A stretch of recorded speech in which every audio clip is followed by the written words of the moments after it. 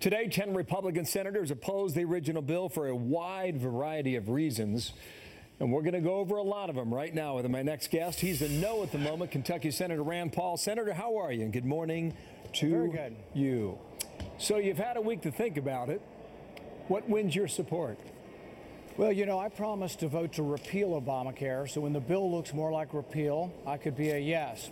I think the current bill keeps the fundamental flaw of Obamacare. And the fundamental flaw of Obamacare says, you know what, there's an insurance mandate that says you can buy insurance even after you're sick at no additional charge.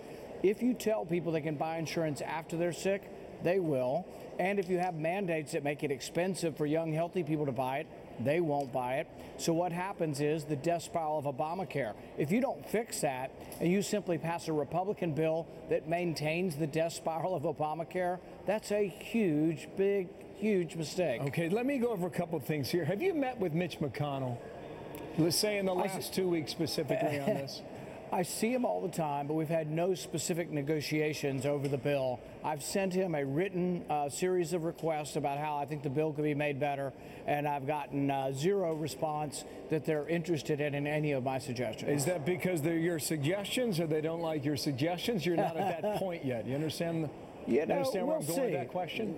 We'll see. I think we're at impasse, and I think eventually they will come and talk to me if they want my vote. Okay. At this point, they're going in the opposite direction, and the way Washington typically works is they get your vote by offering you more money for a pet cause. But I'm a fiscal conservative, so throwing more money at the bill actually makes me less likely to vote for it. Well, is opioid funding, is that a pet cause? $45 billion that may bring 3 no's to a yes? It's not fiscally conservative because we haven't spent the $2 billion we appropriated last year. So let's spend the money we've already appropriated. I voted for some of that. Let's spend it. Let's spend it wisely, see if it works. But I will tell you there's nearly $200 billion in there as an insurance company bailout. The insurance companies make $15 billion a year. I am aghast and appalled that Republicans are now in favor of an insurance company bailout. That's a terrible idea. It's very un-Republican. It's not conservative. Has nothing to do with capitalism. It has to do with crony capitalism, and I can't vote for that. Okay, and I've heard you say that repeatedly before. Before I get too far away from the Senate Majority Leader, there was a suggestion if Republicans can't get their act together on this, that they'll have to work with Democrats to shore up the markets under Obamacare.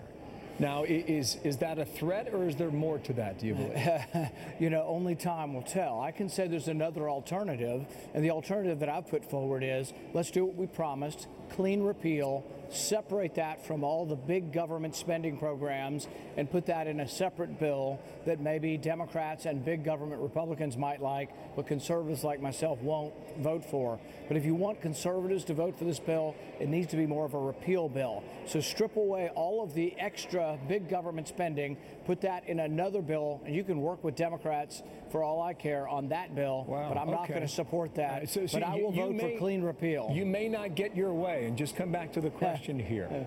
If the Majority Leader, Mitch McConnell, is looking for a way to help Americans, this might be the solution in the end. Do you think so or not?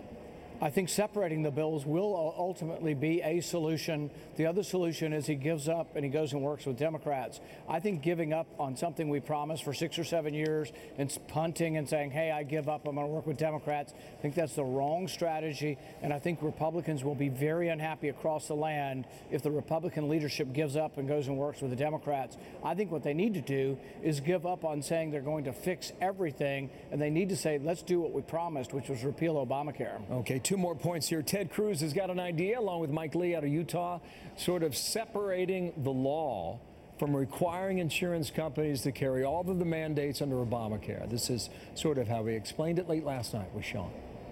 When it comes to Obamacare, the most important thing, Sean, the way we unify Republicans is let's focus on lowering premiums. The biggest reason so many millions of people are so unhappy with Obamacare, are hurting so badly, is that it's made premiums skyrocket. And I know you've got a big problem with the premiums too. Is his solution one that's viable? Freedom of choice allows competition. So yes, if you allow insurance companies to sell insurance policies that don't fall under the mandates of Obamacare, you will have less expensive insurance.